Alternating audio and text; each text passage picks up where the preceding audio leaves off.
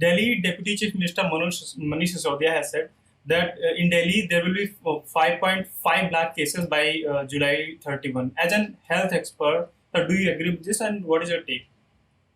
So I think this is based on mathematical modeling, and there are a number of people who have done mathematical modeling, and numbers have varied from much less than what is being said right now.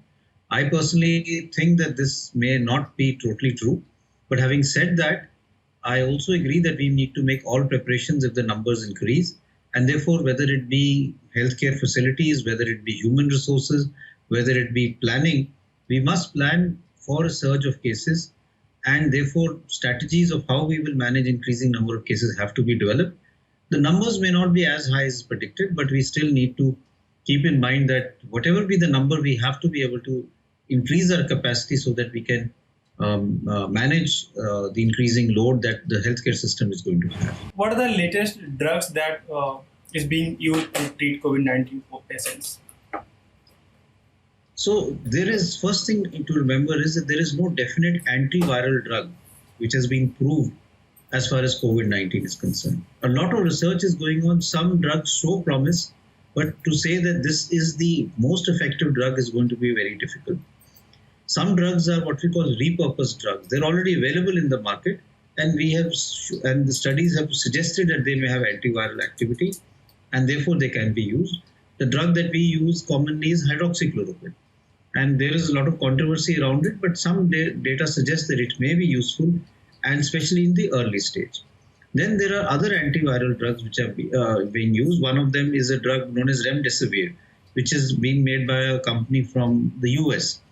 The data suggests that it helps to decrease the hospital stay, but it does not show a benefit as far as death is concerned or mortality benefit is concerned.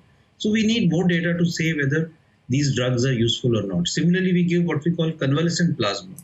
Plasma from people who have recovered and has antibodies. We give that to people who are sick so that these antibodies also help in fighting the viral infection.